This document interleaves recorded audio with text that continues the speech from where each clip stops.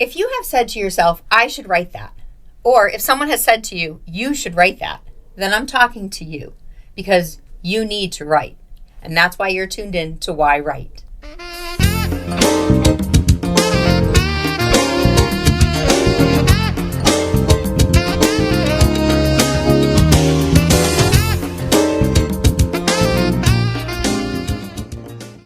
Hi, welcome to yWrite. I'm your host, Angela Grout, in studio today to talk to another writer about why she's writing, what she's writing, and how she wrote it. And if you're a writer, this is going to be a great episode for you to learn how to do some editing and how to actually get your story out on the page. And if you're a reader, boy, we got two really good books we're going to talk about. I have Sharon Farley in the studio, and she's originally from Boston. She's lived in England, and she's here from Connecticut. So she is, a little world traveler. She has written a book called A Time to Kill and keyword murder. So we're going to have good conversations about that. I learned about Sharon when I had to go in for a test at a local hospital, and there was a surgical technician there, and she was telling me, hey, there's this neurodiagnostic technologist in the next room who wrote books, and she's a murder mystery writer. And I was, very excited to meet her, and now I have her here in the studio. So we talked on the phone a couple times about the struggle she has with the people that she was working with editing. So I think you are going to really enjoy our conversation today. So I want to welcome to the studio Sharon Farley. Thank you. Sharon, thank you so much for coming in. I'm glad to be here. And this has been a couple months in the making. Yep. The serendipitous moments of here, I'm just getting a test done at a hospital, and my surgical tech was like, you write books? Yeah. Oh, the girl in the next room writes a book. And, Yep. It's like, well, we have a lot in common. We need to talk. Yeah. So. Yeah. And when we talked on the phone, I know you had written Time to Kill, and she knew that, but you were also working on keyword murder. Yes. Yep. So I want to ask you, why do you pick murder? Why not? It's the mystery of it. Yeah. When I first did the first book, I was working at the John Paul Jones House in Portsmouth, New Hampshire, as a volunteer. Okay. And I had been doing some writing. I've done different types of books, kids' books, things, and that are all on my hard drive, just waiting for a chance. But anyway, so I decided to kind of veer off from that. Mm-hmm. And I was thinking, how would someone commit a murder but get away with it? Kind of get away with it. So in Portsmouth, a lot of times the portrait artists were itinerant, which meant that they only be there for a few months and then they would move on. And they were allowed to be in your house. They got to know you, the family, and everything else for a period of time. And that was, I got that idea. It was like, okay, now let's kind of move that from that and create characters. So I created a character called Haven Granville, who was a 9-year-old boy who came in, found his family murdered, and developed historical blindness. And a psychiatrist at the time puts glasses on him with lavender lenses. I'm going to pick up the lavender lenses here. And They're so cool. Gives them the suggestion that he will be able to see when wearing them. And this is something he continues into adult life. So he has gone blind once he's found out his family was murdered. Mm-hmm. But when he wears these glasses, he can see. He can see, and he profiles. He's a physician, doctor, educated at Harvard, Geneva, and places. But he also winds up discovering he has an ability to see the last moments of someone's life and their death. Mm-hmm. And so he becomes a profiler for the police department. The inspector in Portsmouth decides there's a murder that's very similar to what happened to his family. And unbeknownst to Haven, asks him to come back and solve it. And this is his ability to try and catch the person who did this to his family 20 years before. Wow, that's amazing.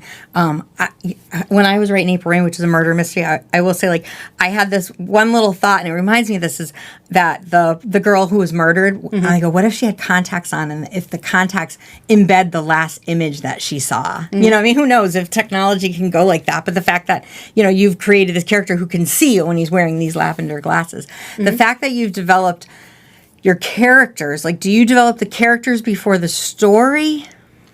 I have the story somewhat in mind, but the characters, their names, how they look, the title of the book, all that plays into it because eventually they become people to me. Yeah. Oh, yeah. They are. It's a video, a movie to me. I can see exactly what they're doing. I'm going to pull this out. So you have the book Time to Kill. You also kind of created this lookbook for it, which, this is something I haven't seen an author do. Mm-hmm. So it's very cool. You've had, they're AI generated?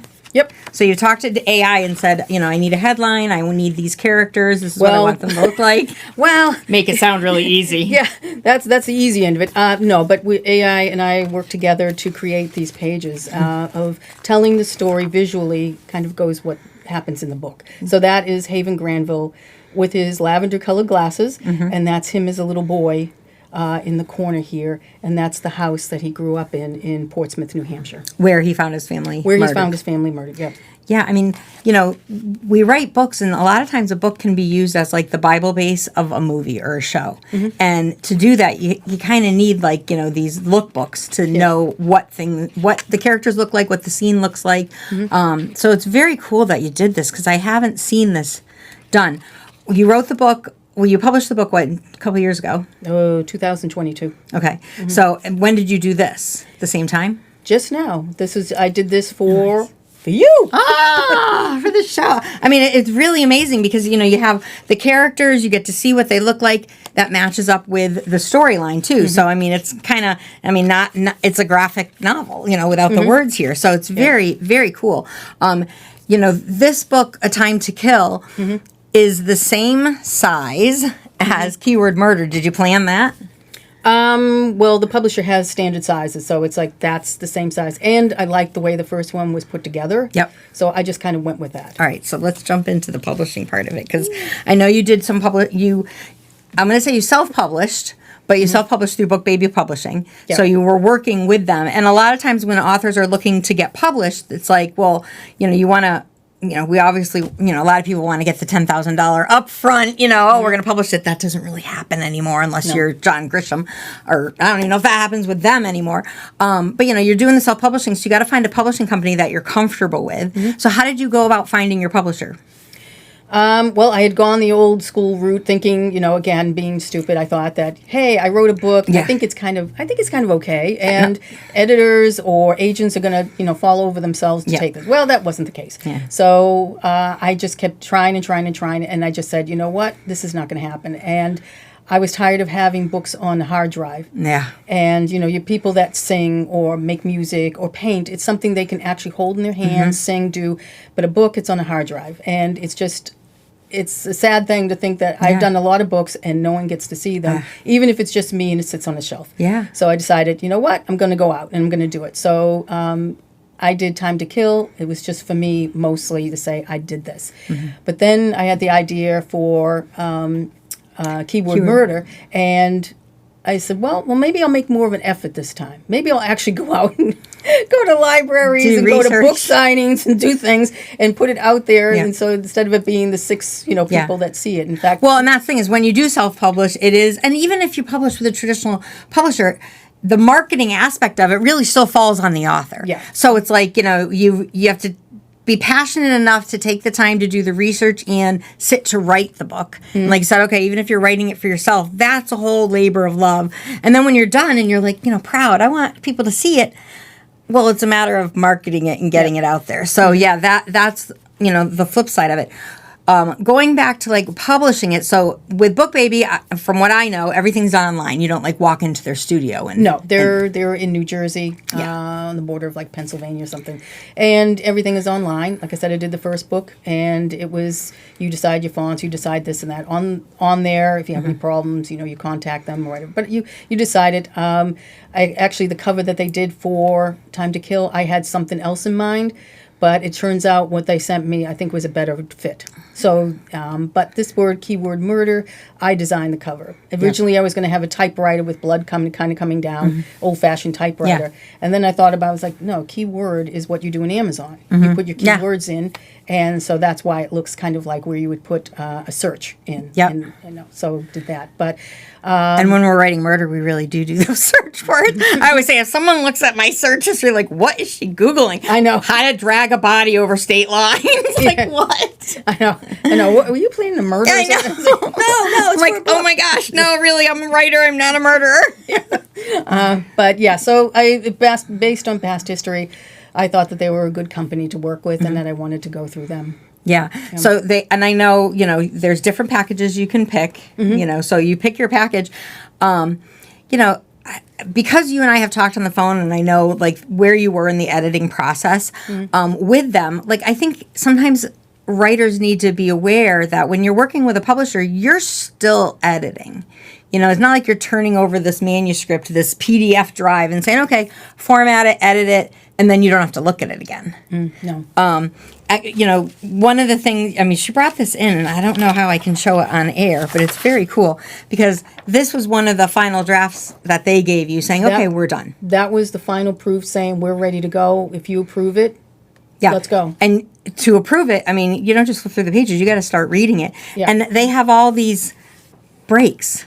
Like, you know, the first line, the sentence is still going on, and they left this like long break, and then like hyphenating words, you don't do that in a story. Well, certain points you can't. I mean, like certain things, like if you have it on a phone because of the format and it's so small, and there's certain times they allow it, like you know, it's a couple per page or something. Yeah. Correctly done. But that was not correctly done, and there was a reason why it wasn't correctly done, because there were a bunch of missed hard returns in there. Yeah, and I kind of think that a lot of these publishers, when they're editing, it's not like the old days where they have a real human doing it. They're using a lot of AI things. Big Five they do, and reputable, well, publishers that kind of are hands-on. And BookBaby used to be that way. It was in fact, they told me that they had changed. They're now doing AI to strip out, a program to strip out the hard returns, because that's a common problem. But they can strip it out in like 1,000 of them under a minute. But you still need the human oversight to make sure that they got all of them. Yeah. If you don't have the human oversight, then that creates a problem. And what they miss some of them, and what the designer does is just give a cursory look. But that's the 8th page in the proof. Yeah. And that means not even the first 10 pages did someone really look at it and say, uh-oh, Yeah. you know, there's something wrong here. Well, and you know, I mean, you have artwork here. You have, you know, you're starting your chapters kind of in the middle of the page, and then, you know, trying to make sure that the spacing is all things that, as a writer, we have to be really aware of in checking our edits when we're working with somebody.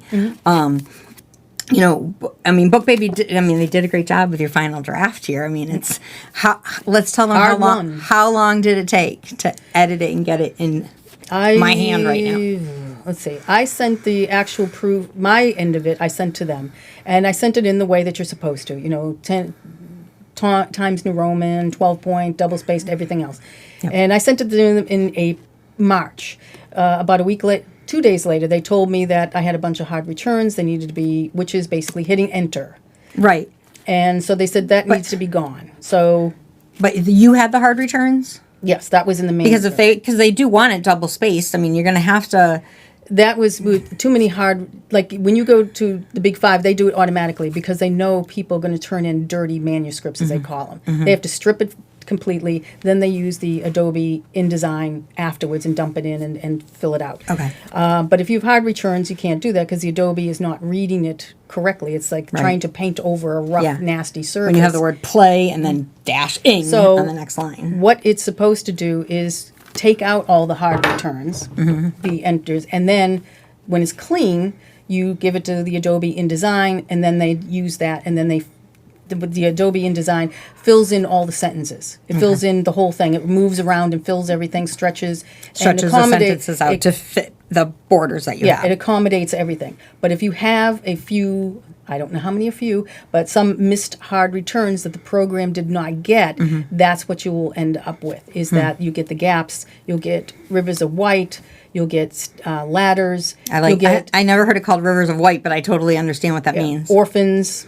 you know. Little words just stick out, and you're like, okay, we don't need, this word goes over here. Right, because the program, Adobe InDesign, sees it as a hard stop. When they see the return, they see it as a hard stop, and the direction is go to the next line. Now, you wrote, what program do you write in?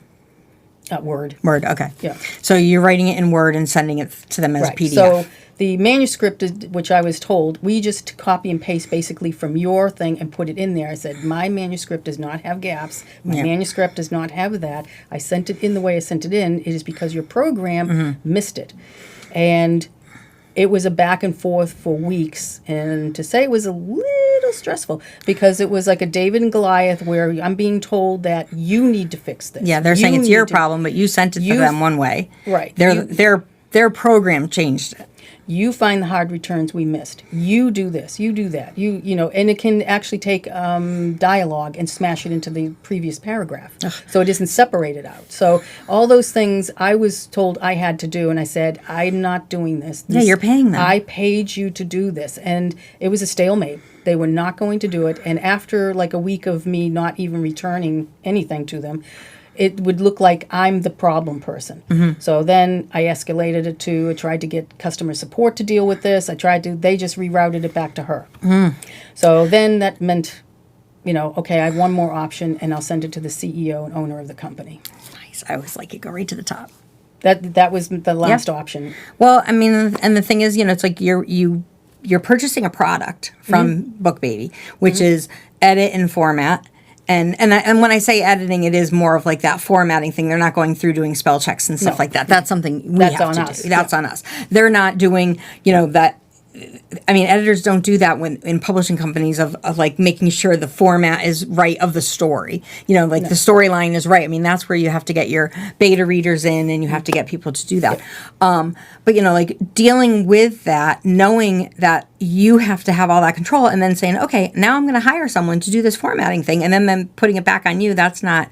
It's an expensive package to have, you know, to keep having to do that work. Right, and I've read in Reddit where people have actually spent more because they keep throwing it back and saying, well, it's your problem, it's your problem, it's your problem. And someone spent up to $6,000 trying to get something made. It's like, this is not happening, because I know what I gave them. Okay, I had some more hard returns, but that shouldn't have been an issue. You should have stripped them out. You should have put it, and then the next thing you give me is the edits, if the typos, the things like that. And I made out a very concise list. I made blue was me, red was them, and global was the black errors, which was the gaps and the hyphens and everything else. And they were not, it was not even read, because when she sent me back an email, she said, well, there was a portion in where it said the C is for cat, and D is for dog. Well, the change of it was, she was saying that it had to do, how would you indent this for a paragraph if you put this here? And I said, you didn't even read it. I said, all I wanted was a quote. Mark. Not. And then when I sent it to the president, I said, I don't know what she's talking about, because there's nothing about indenting a paragraph. This is about changing a single dangling quote and making a double quote. I said, so it showed that she didn't even read it. Yeah, I mean, and this is unfortunately where writers are getting stuck with publishers right now, and why so many are turning to doing their own self-publishing work all on their own and going through KDP or going through Ingram Sparks, because you want to hire someone to do this, and you're paying them. I mean, it's not like you're paying them, you know, $50. You're paying them a couple $1,000s to be able to. It's $4,000. Yeah, to get all that done. For your $4,000, do you get author copies too, or is that additional on top of it after? I believe that would be additional. So with BookBaby, do they load it up to Amazon and all the sites for you? That's part of the cost. So they take care of that. Do they help you with the wording on the back of the book, or your synopsis that's going on the Amazon stuff? No, everything that's got your blurb, anything on the back of the book, anything that's going on to Amazon, Barnes and Noble, anything, that's yours. They have a bookstore, a bookshop, so that you can buy the book from. You have your own page, author copies, so that you're getting a discount, so you can sell them at your book fairs. You get them. Well, they have their own author page, so you can buy it, so like their store. Okay. And so you get 100% of whatever you make from them. So do they send you a check like monthly for your when your earnings? You set up how much, because they're not going to set up, if you're making. Unfortunately, at this point, it's not exactly. You got to try and break even with your expenses. Yeah, well, we're far from that at this point. Yeah. So you set up how much you want the check to set up for. So if you say, well, I want it, when it reaches $25 or $100 or $50, then they will, and they have a running account. It says on there, how much we owe you, but it hasn't reached that point. When you did with them, did you also do Kindle, or are you thinking about doing Audible or anything like that with the books? Didn't do Audible. It's on Amazon Kindle. It's on, you can get it on your, anything else. There's about 5 or 6 different places that you can get the ebook, or you can, download it onto your phone. So, I mean, that is a good thing of dealing with, a publishing company, that they can kind of take care of that stuff for you, because to upload it, can be troublesome, and it's, all of it is time consuming. I mean, when we put in the hours we work on a book, We're never getting paid for it. No. Never getting paid for it. But it is the passion behind it. Yeah. And you are super passionate about your characters. I'm going to pull. So you did the lookbook for Time to Kill, but now you have Keyword Murder, and these are your characters. Like I love that.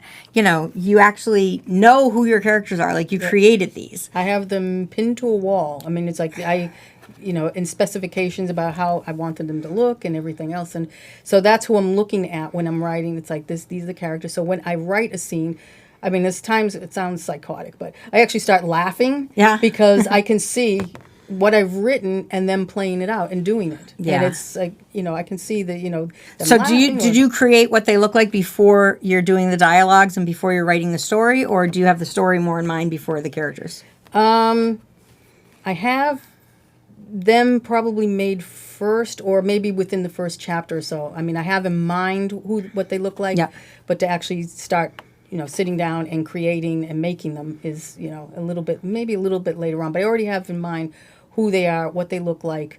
And like I said, that to me is important because it's, I see them and they become a real, it's like watching a movie. Yeah, so you can have that conversation with them in your head. And how they would react, so that each person is different. Each person has their different personalities. Each person is, so I can see their interplay, in my head. And then when it goes onto the paper, it's like, so, I mean, and of course you have the cat that's riding the Roomba, which is kind of an interesting character. That's Gideon. He was given to Cameron. He's a Scottish fold munchkin cat.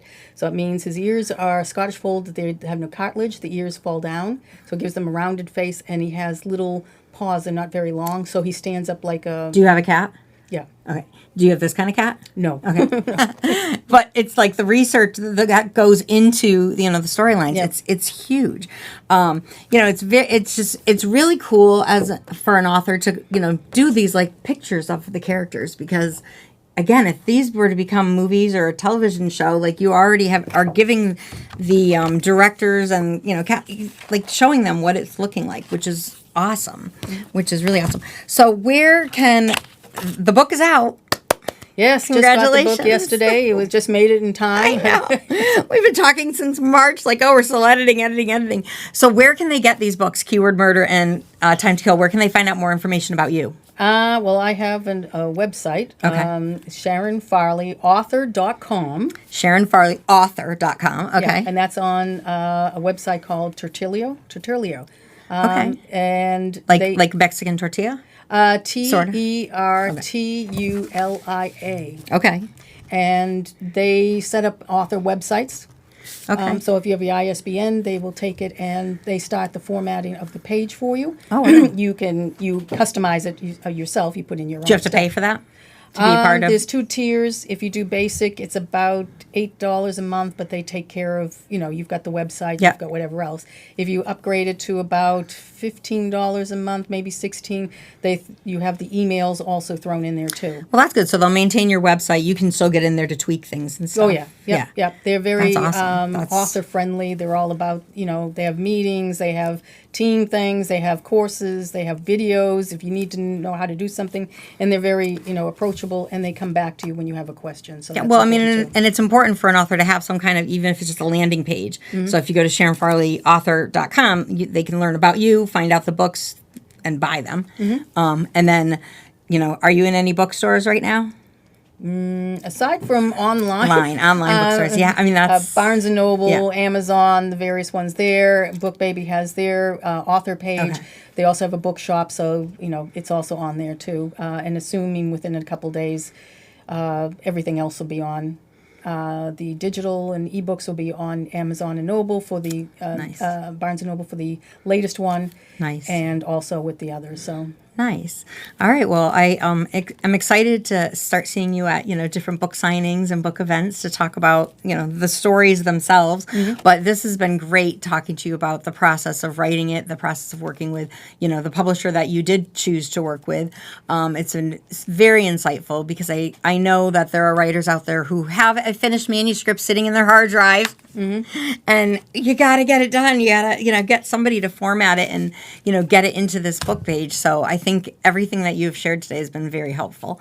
So, and I wish you much success with these books. I mean, you're pretty much writing full time. I know you have a full time job, Yeah. but you're doing this a lot of hours a week too. Yeah, yeah. So. It takes a lot to do it, but if it's something that you really feel passionate about, it isn't really a job. It's something you enjoy doing and putting on paper and creating things and hoping that other people will enjoy it too. Yeah. I have one more question. Do you know the endings of your stories before you're writing them, or does it evolve for you and you The get excited? endings I pretty much have, but it evolves as far as sometimes, in fact, even about a month before I threw in the manuscript, I send it to an editor to develop it, to look it over.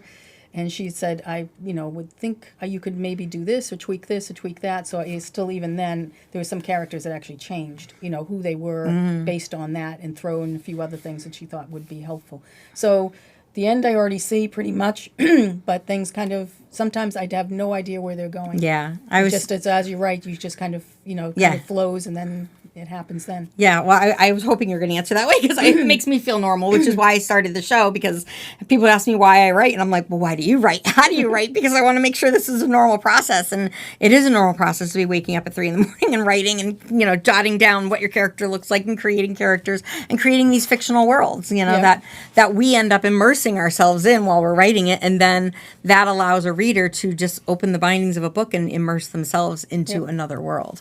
So, yeah, congratulations on the talent and passion that you have for doing that, and I hope everybody's going to go out and buy her books. Well, I appreciate you giving me a platform and format to actually do it, because this is the first time I've ever done a podcast. And you're very articulate. There's so much to talk about.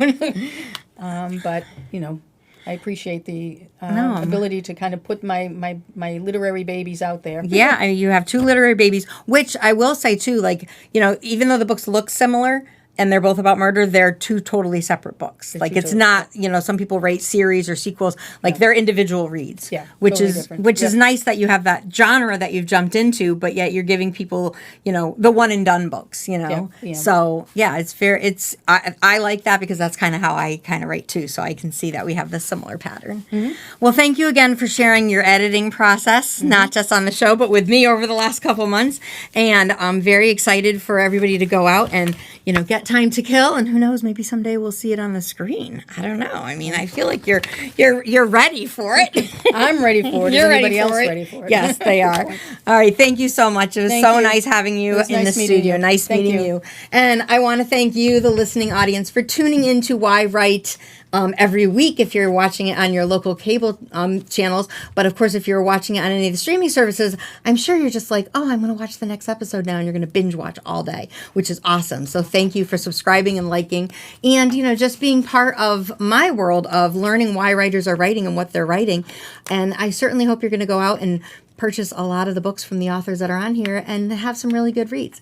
Today we talked to Sharon Farley about editing processes. And if you're a writer, what I want you to do, this is, the point of the program where I give you a writing prompt. Our prompt today is a little bit more of a thought-provoking visual, because I want you to picture your book, what the book looks like. And I want you to actually sit down and write it down, like what size is the book, are you including pictures into that book? It's like try to get what the final product is going to look like. And maybe you're sketching it out so that you have your cover design, because these are things that you have to think about before you actually go talk to a publisher, before you publish.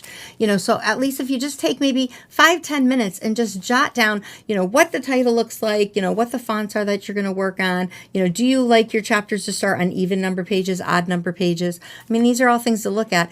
And if you have, books in your book stand next to you, grab a few. Open them up. That's like a really good way of trying to compare what you want your final product to look like and, what other people's final products look like. So again, thanks for tuning into yWrite. We will see you on the next episode, and have a great day.